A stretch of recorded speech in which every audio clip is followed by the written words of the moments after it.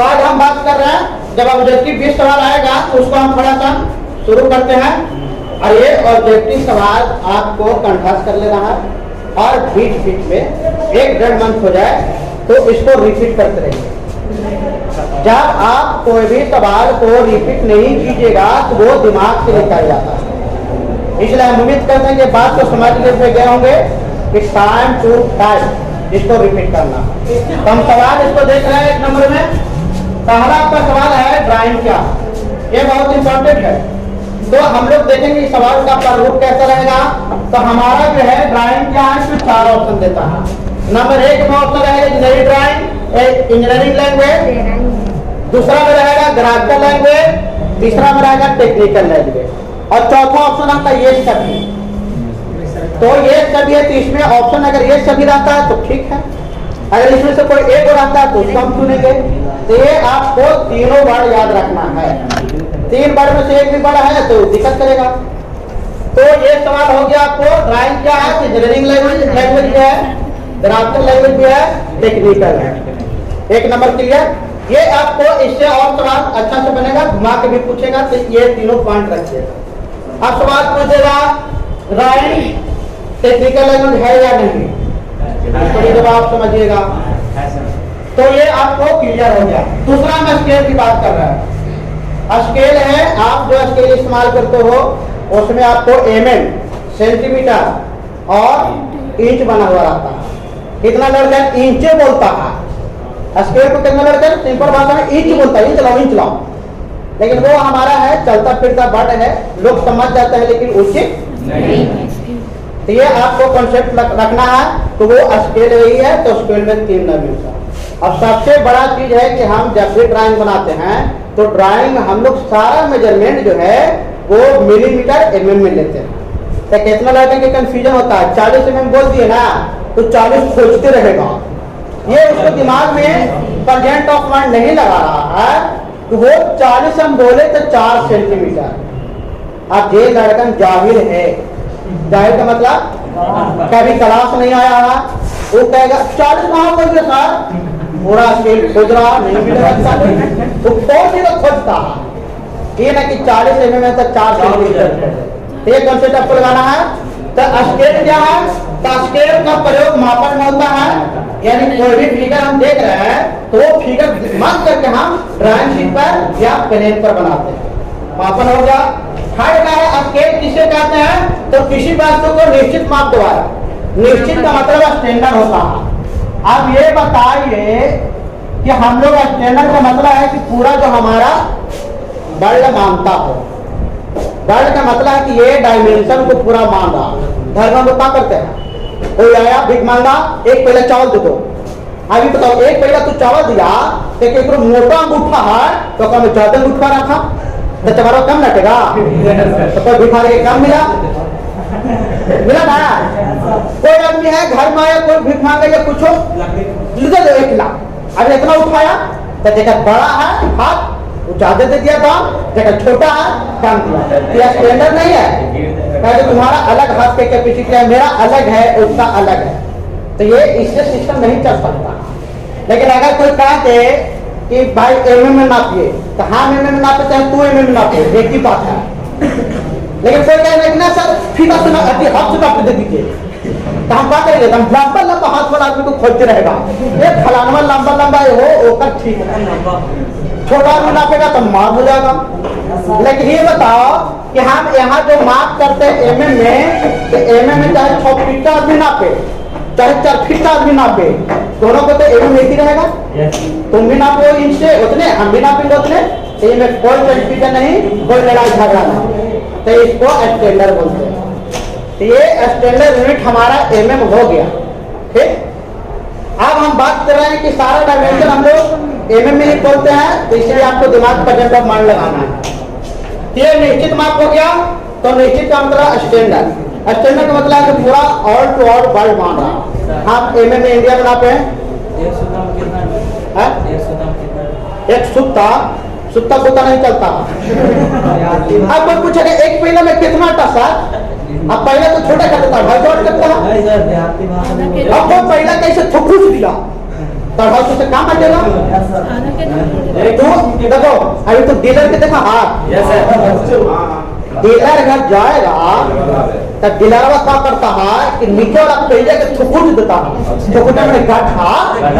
हाँ भी बताओ वो डीलर जो है सब के तनी तनी पेट काट के मैंने कुछ गलत मैंने काम दे के डंडी मार के और फील्डिंग देखो टॉप बन जाएगा डीलर के।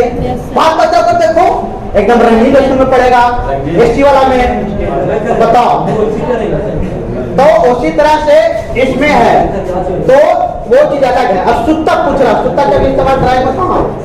आपका सवाल में फोन करा स्टेट प्रार बना होता है, तो स्टेट सेल्यूलाइड, सेल्यूलाइड एक प्लास्टिक का नाम है। अब वो ट्रांसपेरेंट भी होता है, यानी हम अगर ट्रांसपेरेंट सेल्यूलाइड का इस्तेमाल कर रहे हैं तो लाइन पर रखे तो पता चलता है कि लाइन पर रखा है, या फिर कॉपी पर रखे तो वो पता चलता है लिखा हुआ। तो ये प्लास्टिक भी बना हुआ है और इसका सेल्यूलाइड हो गया, प्लास्टिक भी हो गया और नॉन ट्रांसपेरेंट और लकड़ी के बना रहता है।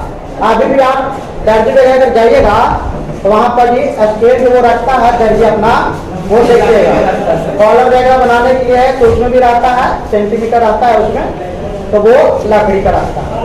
उसको थोड़ा बड़ा काम करना है, एक थोड़ा बड़ा रहता है ना, लेकिन हम लोग का ड्राइंग सिर्फ छोटा बड़ा नहीं रहता। ये काम हो गया।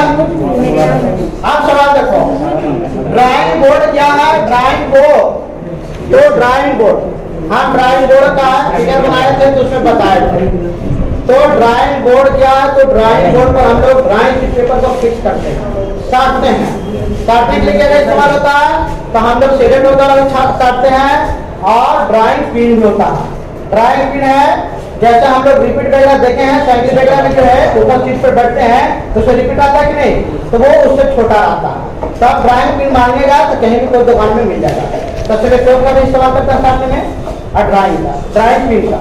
अब ड्राइंग पिन का इस्तेमाल हम लोग कम कर दिए, इसलिए ड्राइंग पिन है तो ड्राइंग पिन लगाते हैं तो ड्राइंग पर छिद्र हो जाता है। तो जब ड्राइंग शीट पर छिद्र हो जाएगा, ये दिमाग आप लगाइए कि 10 बार अगर कोई ड्राइंग लगाया तो 10 जगह छिद्र हो गया कोना पर। लेकिन हम अगर सेलो टेप से काटे, जब सेलो टेप से लगाए तो सेलो टेप तो सुरक्षित है, सेलो टेप एक बार हटाओ फिर हटाओ 10 बार काट रहे हैं तो उसमें कॉर्नर क्षतिग्रस्त नहीं हुआ। तो इसीलिए आजकल हम लोग सेलो टेप का इस्तेमाल ज्यादा करते हैं। ये बात फिक्स हो गया। तो आपको ड्राइंग बोर्ड है तो ड्राइंग बोर्ड पर हम लोग क्या करते हैं? तो ड्राइंग के पेपर को फिक्स करते हैं, ड्राइंग के पेपर को फिक्स करते हैं। सारा ड्राइंग बोर्ड किस लकड़ी का बना होता है? तो मुलायम लकड़ी या फिर था। अब हम लोग लकड़ी इसका इसलिए इस्तेमाल करते हैं कि वो जो मुलायम लकड़ी है वो थोड़ा ऐसा होना चाहिए कि जो मौसम के अनुसार नहीं चेंज। मौसम अनुसार के चेंज का मतलब नहीं है कि हम लोग घर में अगर कोई खिड़की बना रहा तो कोई लकड़ी के बना दिया तो ठीक है, गर्मी आया तब भाग कितना हो गया? भाग का मतलब हॉल या छिद्र, या मतलब उतना स्पेस आ गया। हम लोग चौकी को बनाते हैं तो बना दो चौकी, अब फिर 6 महीने के बाद देखो तब ये तो पूरा जो प्लेट था या पट्टी था पूरा सटल हुआ था, लेकिन आप गर्मी देखे तो पूरा मैंने गर्मी आ गया। ये बात हो गया।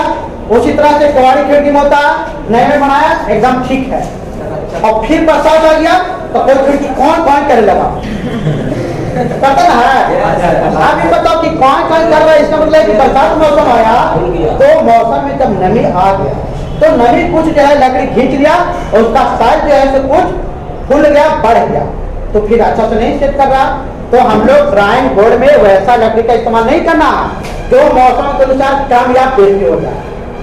तो हम लोग इसमें ख्याल रखते हैं कि वो सारा चीज एक ही रहे, तो चीरा फर्क लकड़ी इस्तेमाल करते हैं वो ताकि सब ठीक रहे। और ज्यादा हम लोग सूखा हुआ लकड़ी का बनाते हैं, अगर हम लोग कच्चा लकड़ी का ड्राइंग शीट बनाएंगे तो फिर सूखेगा तो उसमें फिर स्पेस आ जाएगा, गैप आ जाएगा। ये बात क्लियर हो गया। अब इसके बाद आगे हम सवाल पढ़ा रहे हैं। तो ये हमारा होगा ड्राइंग बोर्ड कितने प्रकार के होते हैं, ये आपके दिमाग में रखना। तो सर 4 प्रकार के होते हैं, तो कौन से होते हैं? 4 प्रकार के होते हैं तो कौन से होते हैं? तो ये ड्राइंग जो बोर्ड है हमारा ये 4 प्रकार के हो गया। तो ड्राइंग बोर्ड है तो उसमें हमारा 4 प्रकार है कि सब का नाम है। तो ड्राइंग बोर्ड हम लोग 20 से डिनोटेट करते हैं। 20, हाँ, बी फॉर तो ड्राइंग बोर्ड हो गया। और कहीं कहीं डी भी देता है, कोई कोई किताब ज्यादा भी खत्म हो जाता है तो वो अलग मैटर है। तो हम लोग इसको बी से डिनोटेड करते हैं। तो बी से डिनोटेड किए हैं तो B01, B1 कहें तो दूसरा का हो गया ड्राइंग बोर्ड नाम है, B2 कहें तो तीसरा हो गया, अब B3 कहें तो 4 हो गया। यानी B0, B1, B2, B3 ये 4 नाम हो गया। अब इसका क्या है, कह रहा है कि माप क्या है। B0 कितना रहेगा, इसका डायमेंशन बाबू आपका B0 का 1500 से 1000 गुने 25। हमारा जो लेंथ हो गया 1500, चौड़ाई हो गया 1000 और 25 हो गया हमारा मोटाई। बॉडी जो है हम लोग देखते हैं पट्टी वगैरह लेते हैं तो उसका 25 रहता है। तो ये आपको दिमाग में रखना है। तो सवाल आता है एग्जाम में, निम्नलिखित में से B0 ड्राइंग बोर्ड का माप है।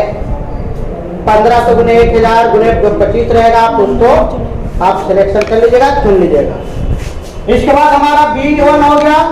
तो B1 का मेजरमेंट जो हो गया 1000 गुने 700 गुने 25 हो गया, ये भी हमारा है।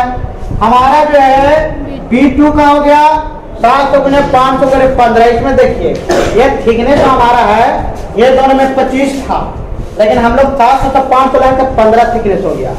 तो ड्राइंग बोर्ड घट रहा है तो थोड़ा थिकनेस भी घटा। इसके बाद हमारा चौथा जो हो गया B3, तब 500 गुने 350 गुने 15, तो ये आपका हो गया। तो ये चारों हो गया क्लियर, नाम भी आप समझ गए। B0, B1, B2, B3 ये मेजरमेंट भी हो गया, आपको दिक्कत नहीं होना चाहिए। तो ड्राइंग बोर्ड है तो ड्राइंग बोर्ड में पट्टी भी लगा रहता है। अब हम 4 पटरा यदि 4 को हम पट्टी लगाएंगे तो उसके नीचे हम लोग पट्टी लगाएंगे तब ना चौड़ाई बढ़ेगा। और उसके नीचे पैटर्न लगा हो रहता है। पैटर्न का मतलब है कि हम लोग 2 को जो है सारा एक ही मैंने सतह में रहने के लिए या कम बेसी नहीं होने के लिए या बराबर रहने के लिए पीछे से हम लोग पट्टी लगा देते हैं। चौकी बैग में नीचे पट्टी रहता है, पट्टी नहीं रहेगा तो चौकी उठाओगे तो पूरा पट्टी उठ जाएगा, है ना संभव। तो वो पट्टी वगैरह रहता है। अब चौकी में हम पट्टी नहीं देंगे और कोई अगर एक हाथ पटरा कमजोर है तो पता चलेगा नीचे धंस गिरा, तो पट्टी है तो बैलेंस बनाए रहता। टी हो गया। अब इसके बाद देखिए टी स्क्वायर क्या है, तो टी स्क्वायर टी के जैसा ड्राइंग बोर्ड में बना रहता है, ये एस्टिमेट है।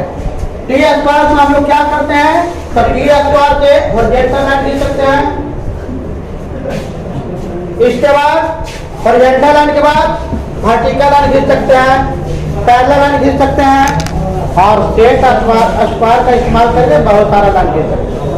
तो आप समझ गए टी स्क्वायर क्या है, तो टी के जैसा ही ये एस्टिमेट है ड्राइंग का। इसका काम क्या है, हॉरिजॉन्टल हो गया, वर्टिकल हो गया और पैरेलल हो गया। सेट स्क्वायर लगा करके हम लोग सारा एस्टिमेटिक सब खींच सकते हैं। और वो तो बड़ा रहता है तो हम लोग ड्राइंग शीट पर जो बड़ा है एक ही बार में सब खींच लेंगे, लेकिन हम लोग स्पेस से खींचेंगे सेट स्क्वायर का। सेट स्क्वायर एस्टिमेट छोटा जिसको बार बार यूज करना पड़ेगा तो कहीं गलत होने का संभावना ज्यादा है। ये आपको समझ रहेगा टी स्क्वायर। टी स्क्वायर समझ गए, ये ड्राइंग का इंस्ट्रूमेंट है, टी के जैसा आकार बनाता है। इसका उपयोग क्या है, हॉरिजॉन्टल लाइन खींचने में, वर्टिकल हो गया, पैरेलल हो गया और इसके बाद हम लोग सेट स्क्वायर लगा करके इस पर मैंने इस पर लगा करके बेस के अनुसार बहुत सारा लाइन कर सकते हैं। सर फोन आ रहा बार-बार। आज इसके बाद टी स्क्वायर किस चीज का बना होता है, तो प्लास्टिक का, लकड़ी का। इसके बाद टी स्क्वायर कितने प्रकार के होते हैं, तो 4 प्रकार के। टी स्क्वायर का माप भी है, सारा लेंथ है, लंबाई 1500 हो गया, 1000, 700, 500, ये इतना काम हो गया।